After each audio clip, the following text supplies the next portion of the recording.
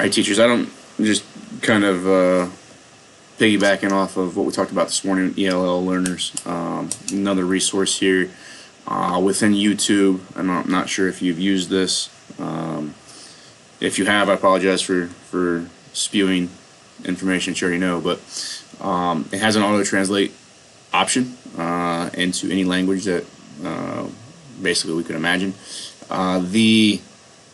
My mindset is, like, obviously the math stuff. Math is very consistent across the board.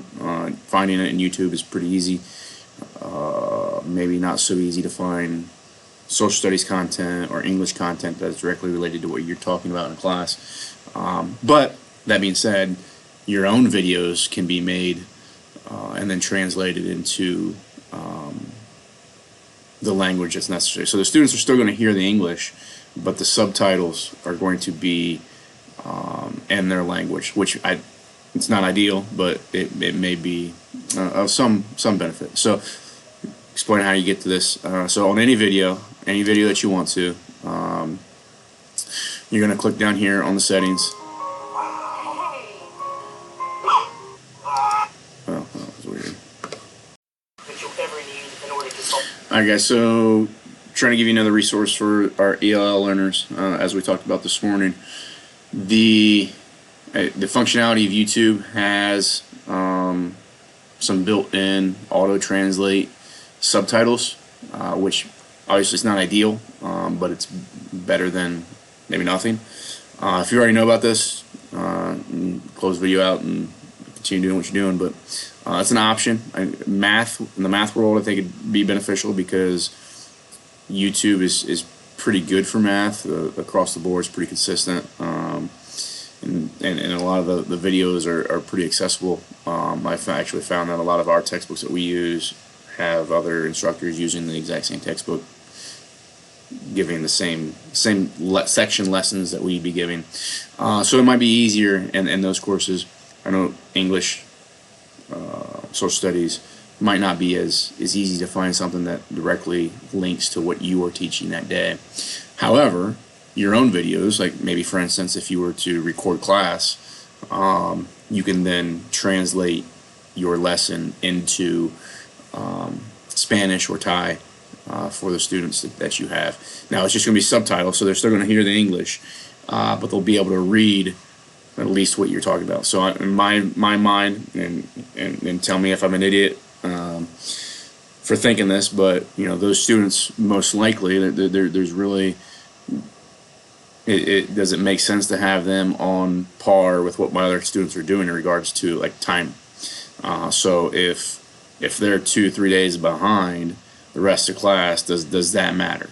And obviously that's something that you'll have to ask for your specific class. But my thought is maybe I do record my lesson, or at least one of my lessons, every day, and then show the student how they can then watch that video. Maybe the next day in class they're watching that video with these subtitles, and maybe they get something out of that, hearing the English, seeing the native language, may be of benefit. Now I don't know how accurate, because it is Google. YouTube and Google are together, so probably using the same algorithms that Google Translate uses.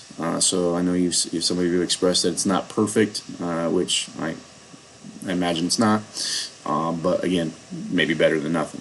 So the way that we find this is we can go to the settings gear here. You're gonna go to subtitles, and right here I'm gonna go to English, auto-generated. Okay.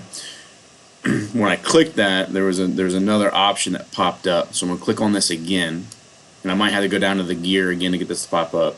I'm gonna click on that, and now I'm gonna go to auto translate. And now you can see all the languages that we can choose here. So I'm gonna scroll down and find Thai. Click on Thai. Okay.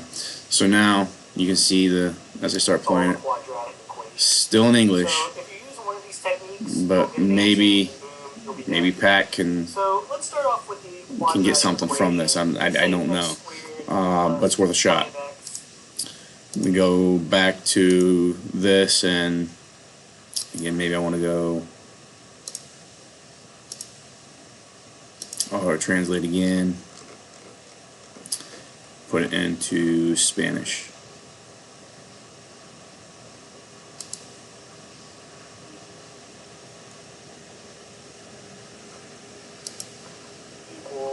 And we go ahead and see that. Now, I mean, it's pretty accurate in regards to the English because it's auto closed caption. So the AI algorithm is hearing the words and then capturing that and changing it to English, and that's pretty accurate. So makes me hopeful that the translation is accurate. It's just something maybe we'll have to try and see. Hopefully this is maybe some benefit. Again, if you're already using this and I'm late to the party, let me know. But hopefully this can be something that we can use for those students.